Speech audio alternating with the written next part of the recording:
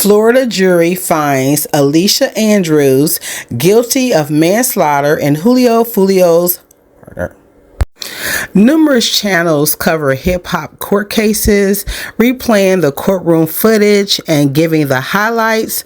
I watch full court cases on Law and Crime and Court TV, and also on smaller channels such as I'm Not a Lawyer, but I enjoy these channels and others. This video is different in that I'm not going to make you skip through or watch the court proceedings, something you've probably already done, and I'm just going to give you my opinion straight up with no chaser. Welcome to True Crime Pursuit. Alicia Andrews was no match for her on-again, off-again boyfriend, Isaiah Chance, aka Gutta Zay. At the time of Fulio's murder, she didn't have a job, she was pregnant, and by her own admission, she was not paying rent, still living in her parents' home. She spent too much time on social media, getting caught up in the foolishness of groups dissing other groups in rap songs, laughing at the demise of someone in the opposite group, and watching some rappers or group members get fame and richness for doing so. This stuff that's going on social media with this new generation, it's beyond foolishness, and it's wiping out generations of young men, black men, and it's black and brown men, and it's beyond heartbreaking. Alicia Andrews said people referred to her as cute. She wanted to be the cute girlfriend of a rapper, hoping he would make a lot of money by dissing the dead and gaining a reputation as one who did the work. You know, like maybe like King Von or THF Bezu, rapping about what they had actually done. Gutta Zay and the baby she was carrying for him would be Alicia Andrews' ticket out of her parents' home. She was clueless. She didn't really know what direction her life was going in at the present moment. She didn't even have a driver's license.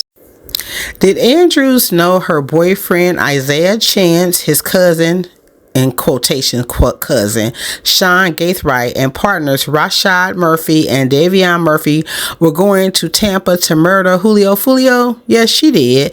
Andrews knew, but as people do in these situations, she turned a blind eye and rewrote the story to fit her narrative. The greater factor in her knowing was her insatiable desire. She wanted to be with Gutta Zay and knew it was wrong for him to plot and carry out Fulio's murder.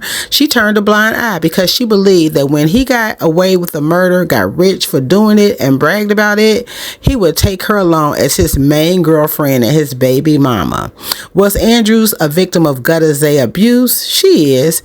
During the P. Diddy trial, when Cassie and other women took the stand and shared the stories about their abuse, some parts didn't make sense. I'm not insensitive. I've been a victim of abuse, but what you don't completely understand raises questions in your mind.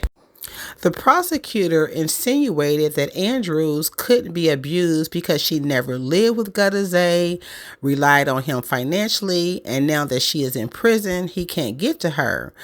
When nothing could be farther from the truth. As Andrews shared, he knew where she lived with her parents, and he could get to her. And in prison, there are ways to get to people. That prosecutor knows that. And especially people who, not especially, but for certainly people who testify against you. If you want to get at them, you can. The prosecution is trying to do her job, which is to win the case. So she has to turn a blind eye to the fact there possibly parts of Alicia Andrews' stories about being abused is absolutely true. There were people online saying that the defense, they had like problems with the defense, and at first I wasn't fully appreciative of the defense, her defense counsel, but as the court case went along, they put in that work. That young guy and those women and everybody on that team, they really fought incredibly hard for her. I remember when the lawyer was trying to get the abuse thing in, and he was citing cases, and the judge came back and said those cases weren't the same, and people were like, well, why is he wasting time? You know, that's what some commenter said online. He was putting in that work. He was trying to save that young woman's life. He knew that she was facing life in prison, so he put in that work, and I know the best is yet to come with that young lawyer and that defense team. If I'm understanding it correctly, the maximum sentence she can receive for manslaughter is 15 years. It could be less, but I don't think it could be more. Andrews is 22 years of age, and she could be released in her early 30s, if not sooner, like with good behavior. My advice to her is to write some letters to Foolio's mom and his loved ones and ask for forgiveness. She was a part of this. She's been convicted of it, whether she did it or not. She's been convicted of it in a court of law, so she no longer has to hide and say she didn't know. She should write a letter if she hasn't already, and if she has written one, write more to her parents and apologize for not listening to them and acknowledge they were correct. They warned her about gutter and she didn't listen, but now she's being forced to listen. But I'm sure they loved her, they love her, and they warned her. And people say, why weren't they in court? Well, they probably was at wit's end. I mean, they had warned her that something like this would happen if she kept hanging out with Gutter Zay, and she kept doing it, and what happened? Something like this would happen.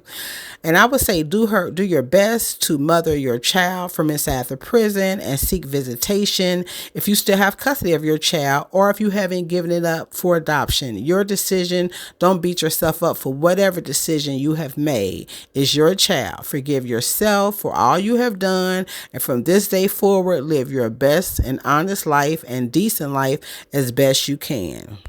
I have a true crime channel on YouTube that I'm growing out, and it's called True Crime Pursuit, and there is some content on the channel. I appreciate you all giving this video a like, sharing it, and leaving your comments and thoughts. It helps more people see my commentary, and it encourages me to do more commentary. I'm into these hip-hop plots and homicides, and to learn, for them to be learning lessons. So I want to join wonderful bloggers out there, and again, give a like, a comment, and subscribe. This is True Crime Pursuit, and I love to hear your thoughts and your commentary about what Alicia Andrews should do moving forward, and anything else you want to write in the comments. Thank you.